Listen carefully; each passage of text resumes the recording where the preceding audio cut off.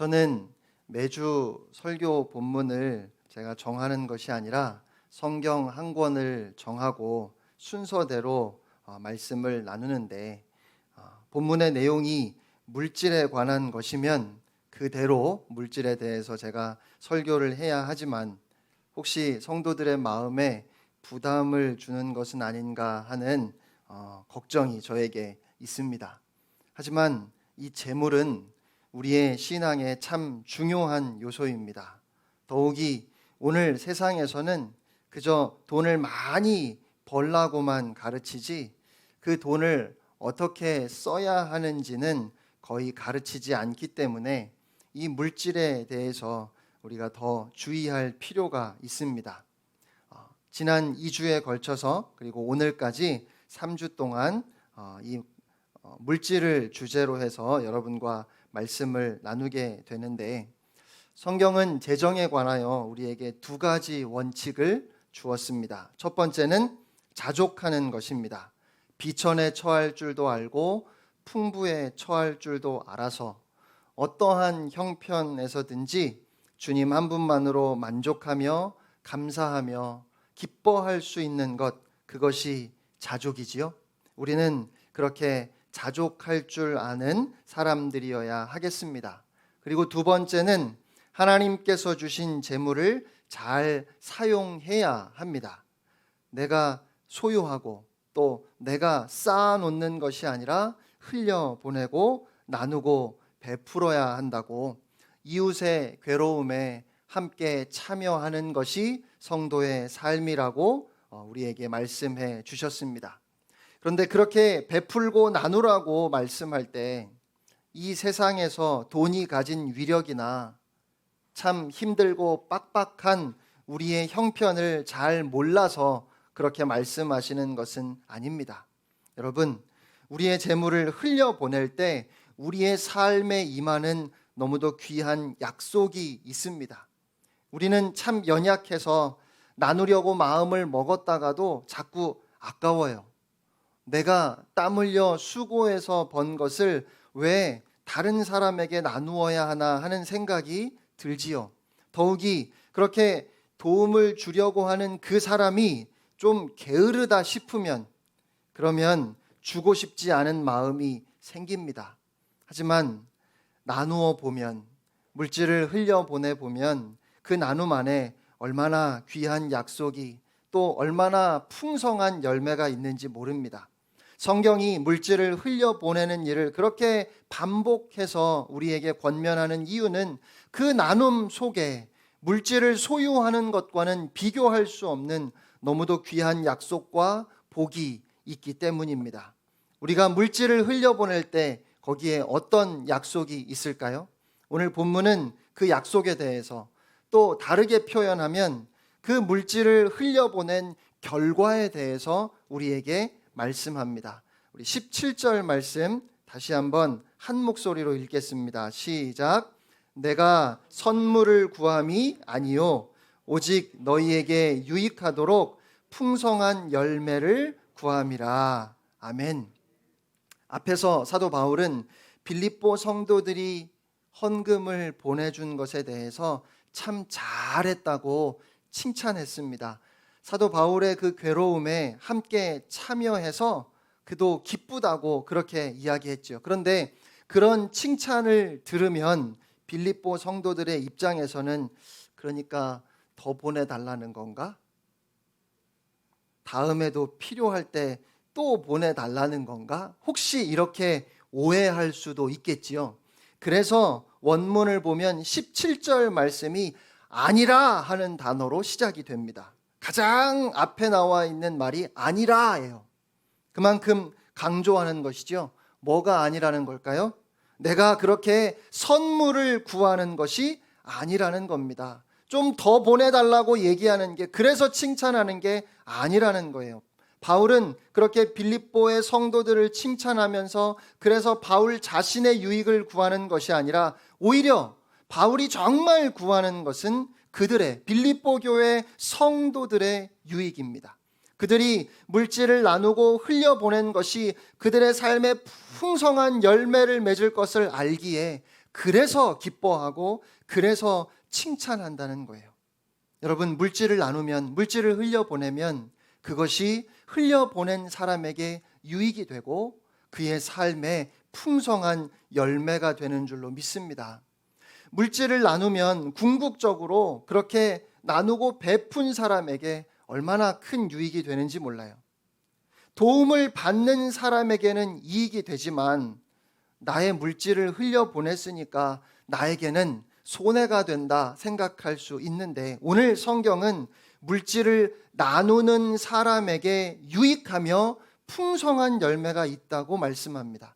여기서 유익이라고 번역한 이 말은 우리에게 조금 익숙한 다른 말로 바꾸면 투자 혹은 예금입니다. 그러니까 누군가에게 물질을 나눠줄 때 성경은 그렇게 나누어 주는 것을 투자하는 것이라고, 예금하는 것이라고 그렇게 비유해서 말씀하는 거예요.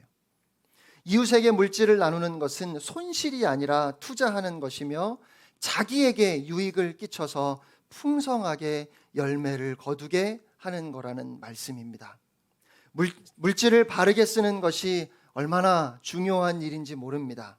그 물질이 필요할 때 도움을 받은 사람은 얼마나 위로가 되고 힘이 될까요?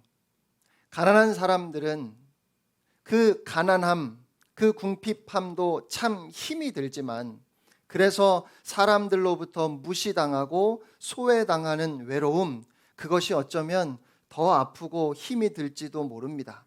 그런데 우리의 나눔이 그들의 그 아픈 마음을, 외로운 마음을 위로하고 그들에게 힘을 줍니다. 누군가가 그렇게 사랑하고 있다는 것을 눈에 보이게 실감할 수 있게 드러내서 보여주는 일이니까 그 일이 얼마나 귀한 일입니까? 그런데 물질을 받은 사람만 그런 유익이 있는 것이 아니라 물질을 나누어 준 사람에게도 유익이 있다는 것입니다. 당장 눈에 보이지는 않지만, 당장 내가 원하는 방식으로 돌려받는 것은 아니지만 마치 하늘나라 예금 통장에 넣어놓는 것처럼, 하나님께 투자하는 것처럼 그 돈이 없어지지 않고 예금되어 있다가 어느 순간인가 우리 안에 풍성한 열매를 가져온다는 것입니다. 여러분, 이것이 물질 나눔의 복입니다. 하나님께서 물질을 바르게 사용하는 모든 사람의 영혼에 궁극적인 유익을 주십니다. 그런데 한 가지 조심해야 할 것이 있습니다. 성경은 그러니까 천국에서 남들보다 더 많이 갖고 더 많은 이익을 얻기 위해서 네가 선을 행해야 한다, 구제해야 한다, 물질을 나누어야 한다, 그렇게 말씀하시는 것은 아니에요. 혹시 예전에 이런 이야기를 좀 많이 들어본 것 같습니다. 천국에 내가 가봤는데 가보니까 아파트 평수가 다 다르더라. 이 땅에서 어떻게 살았느냐에 따라서 우리가 영원히 살게 될 그 천국에서의 집 크기가 다 다르다는 거지요. 여러분도 혹시 그런 이야기 들어보셨습니까? 여러분, 그런 이야기는 결코 성경적이지 않습니다. 그렇게 얄팍하게 내가 나중에 뭔가를 얻기 위해서 그래서 지금 선을 행하는 건 그건 복음이 아닙니다. 그런 것은 오히려 샤머니즘이고 혹은 어린아이의 수준으로 하나님을 믿는 것이죠. 성경은 절대로 그렇게 가르치지 않아요. 본문에서 유익하다고 하는 것은, 그러니까 그 유익을 얻기 위해서 지금 돈을 잘 쓰라고 권면하는 것은 아니라는 거죠. 성도로서 하나님과 이웃을 사랑하며 행하는 모든 신앙의 삶과 그 실천에는 반드시 열매가 있다는, 선한 결과가 있다는 그런 말씀이에요. 주님을 사랑하고 이웃을 사랑하면서 물질을 흘려보내고 나누면 그냥 그렇게 물질을 받은 사람만 좋게 하고 끝나는 것이 아니라 나누는 우리에게도 반드시 좋은 결과가 있다는 것을 격려하는 것입니다. 그 유익을 목적으로 재물을 나누라는 말씀은 절대로 아니에요. 마태복음 25장을 보면 우리가 잘 아는 양과 염소의 비유가 나오지요. 주님은 한쪽에 있는 양들에게 이렇게 말씀하셨습니다. 25장 35절 36절입니다. 내가 줄일 때에 너희가 먹을 것을 주었고 목마를 때에 마시게 하였고 나그네 되었을 때에 영접하였고 헐벗었을 때에 옷을 입혔고 병들었을 때에 돌보았고 옥에 갇혔을 때에 와서 보았느니라. 그러자 양들이 예수님께 반문하지요. 저희가 언제 그렇게 했나요? 저희는 그렇게 한 기억이 없습니다. 또 주님께서 염소들에게 이렇게 말씀하십니다. 42절 43절입니다. 내가 줄일 때에 너희가 먹을 것을 주지 아니하였고 목마를 때에 마시게 하지 아니하였고 나그네 되었을 때에 영접하지 아니하였고 헐벗었을 때에 옷 입히지 아니하였고 병들었을 때와 옥에 갇혔을 때에 돌보지 아니하였느니라. 그러자 염소들도 반문합니다. 우리가 언제 안 했습니까? 완전히 대조되는 상황이지요. 한쪽은 주님은 너희가 했다 말씀하시는데 그들은 저희가 언제 했지요? 한 기억이 없다는 겁니다. 또 다른 한쪽은 주님이 안 했다 하시는데 그들은 우리가 언제 안 했냐고 그렇게 반문합니다. 무슨 차이가 있는지 여러분 구분이 되십니까? 한쪽은 성도로서 하나님을 사랑하고 이웃에게 베푸는 것은 당연한 일인 줄 알고 그래서 해야 할 도리를 했을 뿐입니다. 조금 더 하지 못한 것이 안타까워요. 성경이 그렇게 말씀하시니까 또 하나님을 알면 알수록 주변의 이웃들이 너무 귀하니까 보잘것없는 작은 사랑이지만 기꺼이 베풀었을 뿐입니다. 그래서 다 잊어버렸어요. 내가 뭔가를 쌓아놓고 그래서 내가 이런 선한 일을 했으니까 저 하늘에서 얻을 게 있겠지, 하나님 앞에 좀 당당하게 서려고 그런 자격을 갖추기 위해서 그런 일을 했던 것이 아니기 때문에 마땅히 행해야 함을 알고 했지만 기억이 없습니다. 다 잊어버렸어요. 그런데 다른 한쪽은 인생을 살아가면서 종종 내가 너무 욕심 부리는 거 아닌가? 내가 너무 이기적으로 살아가는 거 아닌가? 그런 마음이 좀 생겨서 그래서 그냥 큰 맘 먹고 돈도 나누어 주고 덕을 쌓는다 생각하고 나름대로 남들에게 좀 이야기할 만한 거리들이 있게끔 스스로도 그 마음에 내가 이렇게 했잖아 하는 위안을 좀 얻어 보려고 그렇게 선을 행했어요. 그러니까 나는 분명히 행한 거예요. 그런데 예수님께서 안 했다고 하시니까 언제 안 했냐고 반문하는 것이지요. 그러니까 여러분, 선을 행함에 유익이 있지만 그것이 목적이 되어서 나를 드러내기 위해서 행하는 것은 그것은 아닙니다. 나누고 베푸는 삶을 살라고 말씀하시는 것은 우리가 은혜 받았기 때문에 은혜 받은 성도로서 물질을 나누면 그러면 결코 손해보거나 잃어버리는 법이 없이 하나님께서 반드시 기억하신다는 것을 오늘 사도 바울은 우리에게 권면하고 있습니다. 잠언 11장 24절 말씀입니다. 흩어 구제하여도 더욱 부하게 되는 일이 있나니 과도히 아껴도 가난하게 될 뿐이니라. 그러니까 흩어서 남들에게 막 나눠주는데 그 사람은 더 부요해진다는 거고요. 정말 아끼고 구두쇠처럼 안 쓰는데 그 사람은 가난하게 된다는 말씀이에요. 이어서 25절에는 이렇게 말씀합니다. 구제를 좋아하는 자는 풍족하여질 것이요 남을 윤택하게 하는 자는 자기도 윤택하여지리라. 이것은 세상을 사는 모든 성도들에게 하나님께서 주시는 보장입니다. 나누면 윤택하고 부유해진다는 것입니다. 세상은 우리에게 다르게 말하지요. 하나라도 더 내가 쥐고 있어야 되고 이거 쓰지 말고 그냥 가지고 있어야, 그래야 돈은 모이는 것이고 그래야 부자 된다고 말합니다. 하지만 성경은 그렇게 말씀하지 않습니다. 이웃에게 나누어 주고 베풀고 흘려보낼 때 정말 풍족하고 윤택해질 것입니다. 전도서에는 이런 재미있는 말씀도 있습니다. 전도서 11장 1절입니다. 너는 너의 떡을 물 위에 던져라. 여러 날 후에 도로 찾으리라. 재미있는 말씀이죠. 물 위에 빵을 던지면 어떻게 될까요? 가라앉든지 떠내려가든지 누가 거기에 던졌는지 흔적도 남지 않을 겁니다.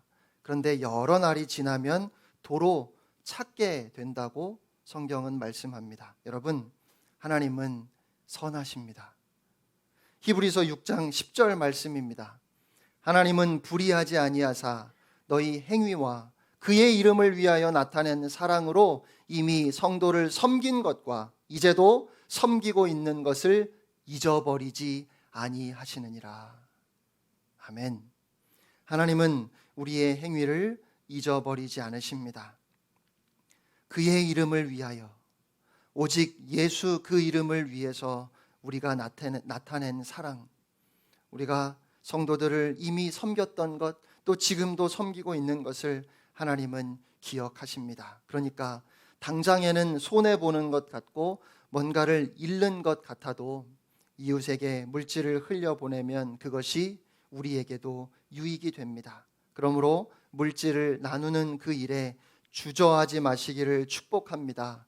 그 물질을 손에 쥐고 자꾸만 뭔가를 도모하려고 하지 말고 나누고 흘려보내십시오. 하나님께서 나에게 재물을 주신 이유가 어디에 있는지 여러분의 주위를 돌아보시면 멀리도 아닙니다. 가까운 주위를 돌아보시면 그동안 보지 못했던 것이 보이고 금세 쉽게 아실 수 있을 겁니다. 그렇게 주변을 돌아보며 주위의 이웃들에게 여러분의 시간과 재능과 물질을 흘려보냄으로 유익한 삶을, 열매 맺는 삶을 살아가는 여러분들 되시기를 축복합니다. 오늘 본문을 보면 거기에서 또 한 걸음 더 나아갑니다. 18절 말씀을 함께 읽겠습니다. 시작. 내게는 모든 것이 있고 또 풍부한지라.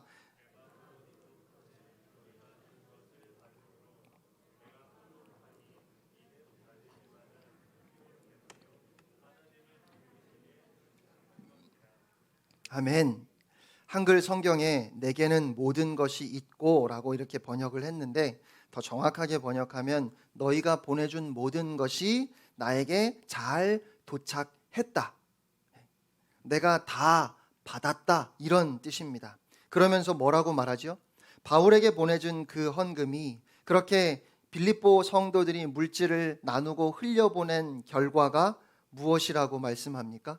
하나님께 향기로운 제물이 되었다고 말씀합니다. 하나님을 기쁘시게 하는 일이라고 그렇게 말씀해요. 바로 이것이 제물이라고 하는 주제를 우리가 더 신중하게 보아야 하는 이유입니다. 우리가 제물을 이웃에게 흘려보낼 때 이웃의 필요를 공급하고 또 우리의 하늘 구자의 예금을 쌓는 정도가 아니라 하나님께서 그것을 향기로운 제물로 받으시고 기뻐하신다는 겁니다. 하나님께 제물로 드리는 그 복됨이 거기에 있다는 것이죠. 우리가 나눈 물질은 이웃에게 준 것이지만 그것이 궁극적으로는 하나님께 드린 것이고 하나님께서 그것을 기뻐 받으셨다는 겁니다. 그래서 우리는 힘써 우리의 물질을 나누고 이웃에게 흘려보내야 합니다. 그냥 막연히 좋은 일 하기 위해서 나누는 것 아닙니다. 한 번씩 남들 도와주면서 내 마음도 좀 뿌듯해야지 그래서 나누는 것 아닙니다. 선을 행하는 사람으로서의 보람과 가치를 누리기 위해서 나누는 것이 아닙니다. 우리는 그보다 더 큰 비밀을 가지고 있는 사람들입니다. 우리가 물질을 이웃과 나눌 때 그것이 나에게도 유익할 뿐만 아니라 궁극적으로 그 물질이 하나님께서 기뻐 받으시는 향기로운 제물이 됩니다. 그래서 우리는 물질을 기꺼이 기쁨으로 흘려보내는 것이지요. 물질이 우상이 되어버린 오늘 이 시대를 살아가면서도 우리가 물질을 나누고 흘려보낼 수 있는 이유는 성도만이 알고 있는 바로 이 비밀 때문입니다. 앞에서 말씀드렸던 그 양과 염소의 비유에서 주님께서 말씀하셨지요. 지극히 작은 자 하나에게 한 것이 곧 나에게 한 것이니라. 사람을 학벌이나 돈이나 재능이나 외모로 얼마나 가졌는지, 얼마나 배웠는지, 얼마나 능력이 있는지 이런 기준으로 평가하면서 아무렇게나 대하는 사람보다 더 어리석고 더 미련한 사람은 없습니다. 더 쉽게 말씀드리면 사람을 무시하는 사람보다 더 어리석은 사람이 없다는 겁니다. 그런 사람은 복음을 모르는 겁니다. 복음 안에서 새로운 눈이 열리지 않은 것입니다. 우리는 지극히 작은 사람을 볼 때 그 사람을 사랑하시는 하나님 아버지를 볼 수 있어야 합니다. 하늘이 열리는 무슨 황홀한 경험을 하고 내가 천국에 들어가 보는 그런 영광을 경험하는 것이, 여러분, 그것이 신앙의 영광이 아닙니다. 기독교의 영광은 관계 회복의 열매가 나타나는 것입니다. 복음을 통해서 하나님과 나의 관계가 새로워진 사람들이 이제는 그 은혜 때문에 모든 사람들과의 관계도 새로워지는 것이, 그것이 복음의 영광입니다. 그렇게 은혜 때문에 사람과 사람 사이의 관계가 회복될 수 있는 것이 바로 복음의 능력이라는 말입니다. 그러니까 누가 나는 하늘에 올라가는 경험을 했다고 이야기하면서 사람들을 무시하고 깔본다면 그 사람의 신앙은 거짓입니다. 정말 신령한 경험을 했다면, 정말 은혜를 알았고 복음을 깨달았다면 반드시 따라와야만 하는 변화는 모든 사람들이 새롭게 보이는 것입니다. 어떤 목사님께서 예수 믿고 달라진 걸 하나만 말하라고 하면 나는 사람이 두려워졌다고 그렇게 말씀하신 적이 있어요.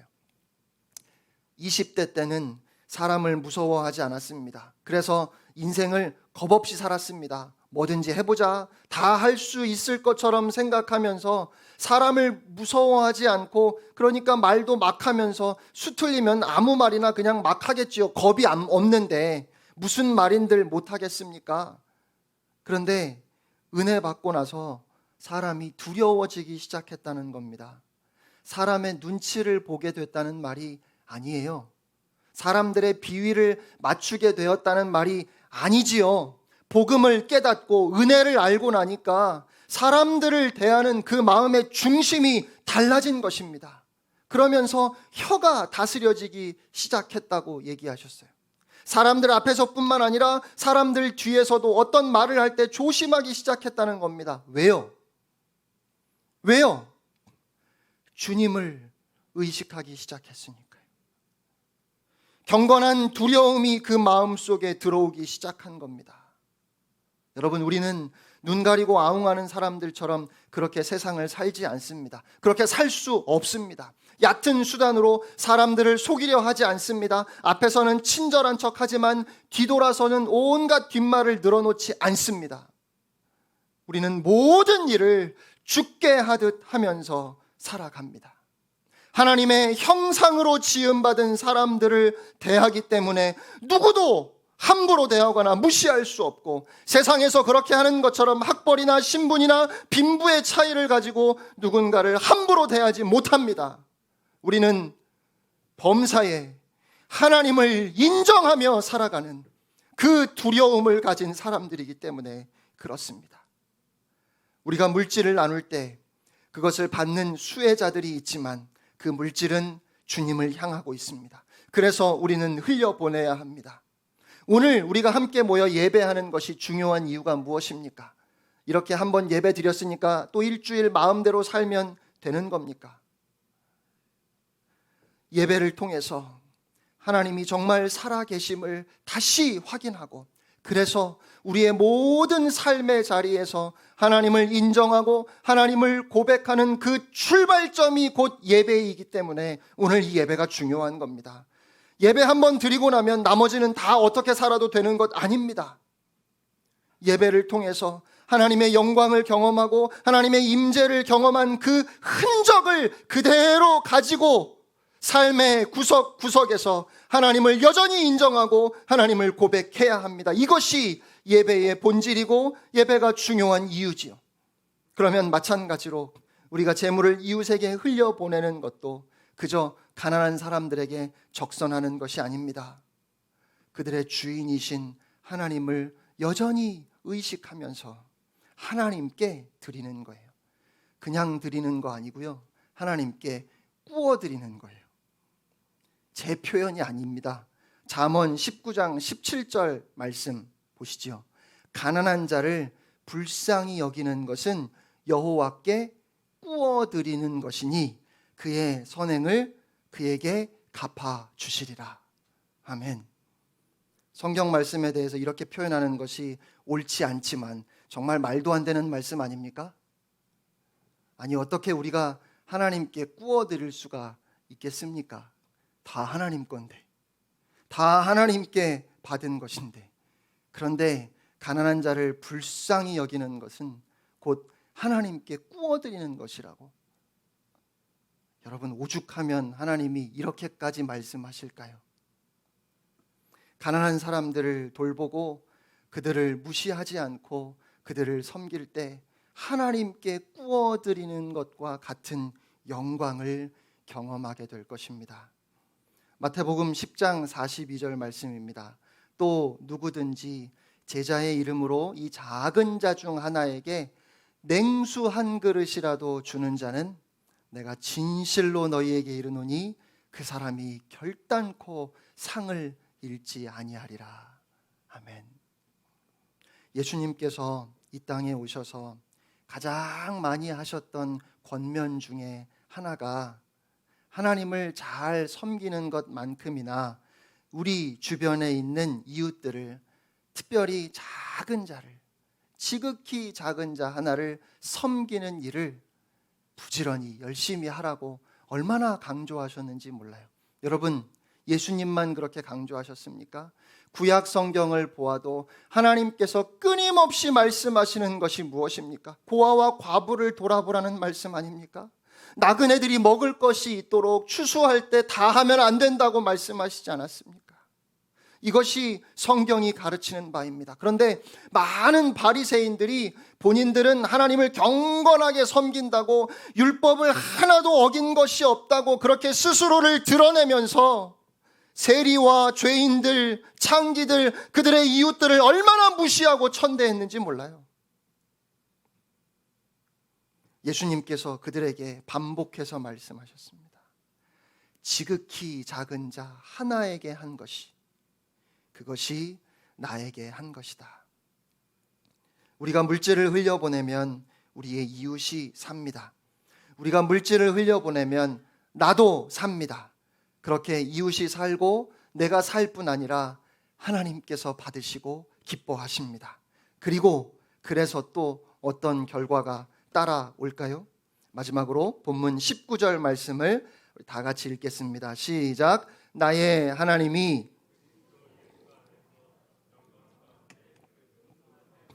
너희 모든 쓸 것을 채우시리라. 아멘. 주님의 마음이 있는 곳에, 주님이 우리 곁에 두신 이웃들에게 주님을 섬기는 마음으로, 하나님을 인정하는 마음으로 우리의 물질을 흘려보낼 때, 주님께 드리는 기쁨으로 마음껏 나눌 때 하나님께서 저와 여러분의 모든 쓸 것을 채우실 것입니다. 이것이 하나님의 약속임을 믿으시기 바랍니다. 돈을 많이 벌어서 신분이 높아져서 그래서 우리가 영광을 받게 되는 것 아닙니다. 자기밖에 모르고 그러면서 어떻게든지 쌓아두려고만 하지 않고 내가 힘들게 수고하고 땀 흘려 일해서 번 것을 이웃을 향해서 기꺼이 나누어 주고 흘려 보냈더니 하나님께서 상상도 하지 못할 방법으로 그 영혼들을 통해서 우리의 삶을 보증해 주시고, 그렇게 달려온 우리의 걸음걸음을 인정해 주시고 그들의 입술을 빌려서 우리의 삶을 영화롭게 하시는 것, 여러분, 그것이 진짜 영광입니다. 사랑하는 성도 여러분, 그리스도 예수 안에서 영광 가운데 모든 쓸 것을 채우신다고 하신 이 하나님의 약속을 받은 성도들이 이제 나누고 베풀고 흘려보내야 하겠습니다. 그렇게 우리의 시간과 재능과 물질이 이 땅 구석구석으로 흘러가서 놀라운 기적의 역사를, 놀라운 회복의 역사를 일으킬 뿐만 아니라 하나님께서 그 모든 것을 향기로운 제물로 받으시고 기뻐하시는 그 영광이 여러분의 삶에 충만하시기를 주님의 이름으로 축원합니다. 함께 하나님께 찬양 올려드리겠습니다.